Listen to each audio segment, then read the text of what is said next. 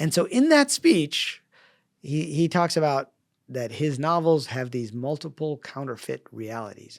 And so eventually he came to believe.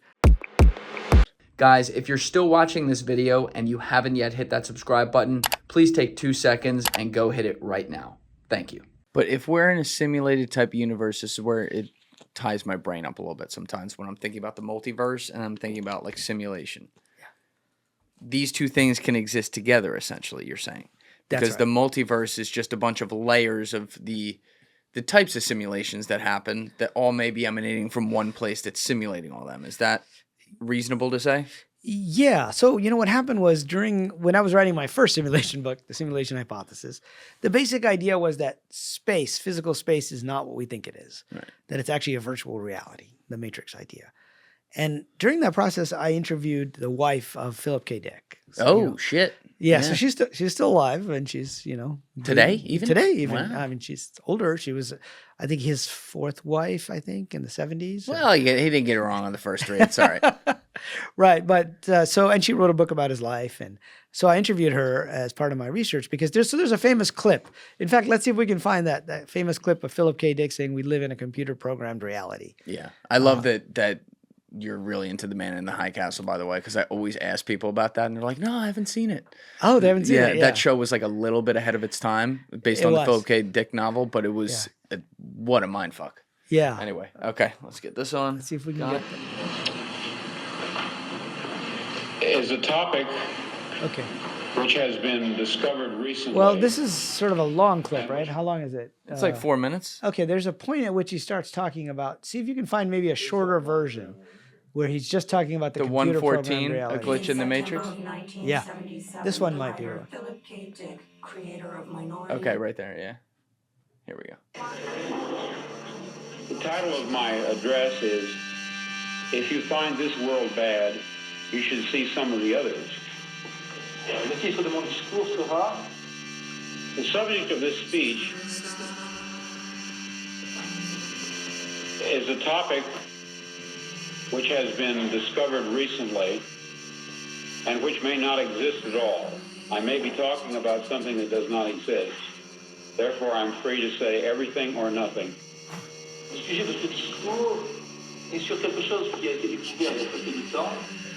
We are living in a computer-programmed reality. Okay, it stopped there. And this was actually, I think... and by the way, if that was copyrighted and you guys didn't just see it, we just watched Phillip K. Dick essentially get real dramatic and then look out at people and say, you're living in a computer-generated programmed reality. Right. Now, what he actually said, if you listen to the rest of that clip, so he said, we are living in a computer-programmed reality, and the only clue we have to it is when some variable is changed. Some alteration occurs in our reality. And then he goes on to say, and I interviewed Tessa, his wife, because, that's a famous line that he put out there. But she said, well, look at the rest of his speech. So I went and looked at the rest of his speech. And his next thing he says after that is, you would have the sense of kind of replaying the same scene over and over again. Deja vu. And he actually uses deja vu in the term. Yeah. He says, deja vu could be a sense that I've said these same words before. I've been in the same place before. And if you read the rest of the speech, he actually says what he believes is happening is that there are some people outside of the simulation who are fiddling with variables, and they will rerun the variable. Like they will change something in the past, and they will rerun the timeline to see what would happen. And the most famous example of this is what you just mentioned, The Man in the High Castle. Yeah. So for those who haven't seen it. Yeah, please explain the outline for people. It's such an insane plot. Like, I can't believe people didn't get into this. Yeah, well, when he was alive, that was his most well-received novel. It won like all the science fiction awards. But he really became famous when Blade Runner came out shortly after his death in like 1982, I think it was, or 84 is when the movie finally came out. But in The Man in the High Castle, it's about an alternate timeline where Germany and Japan, the Axis powers, won World War II. And so they divided America between them. And so when he wrote it, he said he did it based on fragmentary memories of this alternate police state. And if you watch it, you can see like the Nazis rule New York. And Oh the yeah, whole it's East, wild. and the West Coast is ruled by the Empire of Japan. Yet it's a crazy alternate reality. They nuked DC in like 1945, like crazy shit. That's right. There's this entire timeline that it's based on, right? And the H-bomb is actually the Heisenberg device. So there's a lot of really interesting things in that series, which, by the way, Tessa said she thought, as an aside, she thought he would really like it. Oh, really? And I asked her, what would he think of The Matrix? You know, because he died in the 80s. And she said, well, two things. First, he would like it. He would say, I love that. This is great. And the second thing he would do is say, call his agent to see if he can sue these guys for stealing his ideas. That's probably fair. Yeah. He was the shit he could come up with. Yeah, he was way ahead of his time, right? Yeah. Because back then, most science fiction was just, you know, outer space, colonization. All the famous sci-fi writers of that era were talking about planets, and he's talking about things that happen to us. And usually he was concerned with two big topics, one of which is what is real and what is not. Is this real? Yeah, That's right. Oh, your cup says right there, your mug. And the second is does it mean to be a human versus, say, an android or something else. And so in that speech, he talks about that his novels have these multiple counterfeit realities. And so eventually he came to believe that the Man in the High Castle timeline, and for people that haven't seen it, there's a guy who can jump timelines in that show. It's worth watching if they haven't seen it. Yeah. But Philip K. Dick came to believe that that was a real timeline that actually happened. Meaning within the context simulation. of a multiverse. Yeah, meaning in the context of a simulated multiverse. Yes. Meaning that they let that run and they didn't like the outcome. In this case, they meaning the simulators.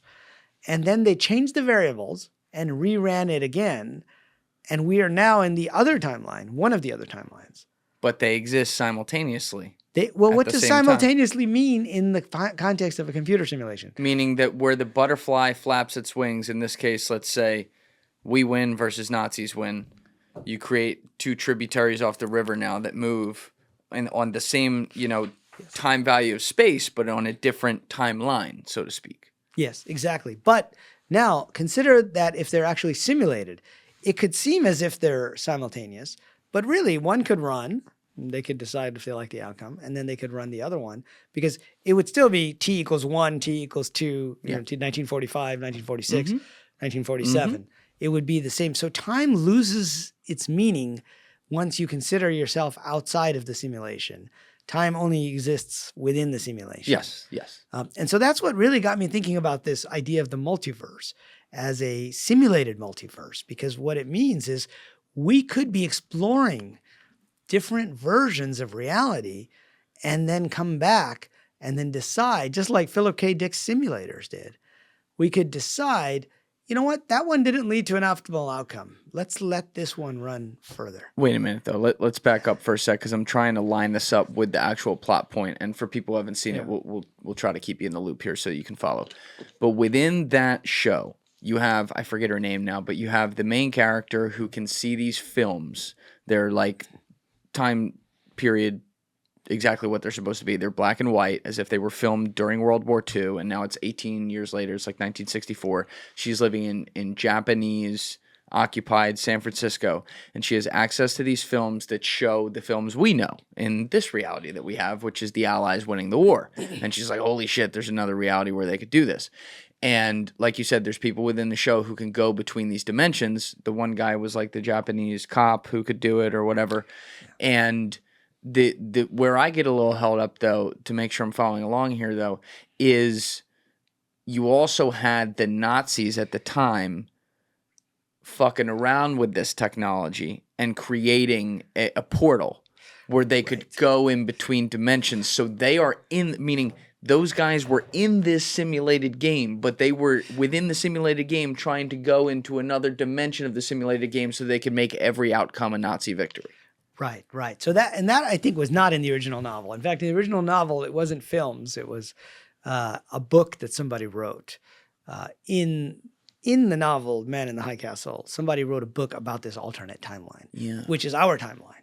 And so, but what happened to him, to Philip K. Dick, was he had some weird experiences. Some people say he was on, too much drugs, but he took some Probably did a sodium few. pentothal or something. And he said that he got full memories of this particular alternate timeline. So in fact, he was going to write a sequel to The Man in the High Castle. Tesla told me that he was working on it, but Damn it. But then he decided he didn't really need to at some point once he got the full memories. And he also said it was a little too, not necessarily violent, but it was disturbing for him to revisit that timeline because America was such a police state in that timeline. So he ended up just forgetting about that project and going on his later novels are a little different. They go into Valis and they go into all these ideas, all these other ideas about reality. So he had a lot of different aspects of his ideas. He was constantly refining his ideas. Yeah, he was tapped into something. He was definitely tapped into something, I think. But for me, that speech was the one that really gave me this idea that, if you could just change a few variables, some things might be the same, but other things might not be the same. Mm-hmm. And Tesla said that he actually claimed that he was communicating with these, with somebody that, could be like a part of the simulators. Did she say how he said he was doing that? Yeah, not really, but I said, well, what do they look like? And she goes, well, it was hard for her to see. Sometimes it looked like a blur was there. Like he was actually communicating with somebody or something, but she couldn't actually see what they looked like. Because I was asking her, are they kind of like these aliens or what do they look like? And she didn't really see what they looked like necessarily, but she said there was something weird. But she said he also came to believe that like the Kennedy assassination was one where they decided to fiddle with the timelines a bit and they decided to not have him assassinated in Dallas, right? Which is where he was assassinated in our timeline.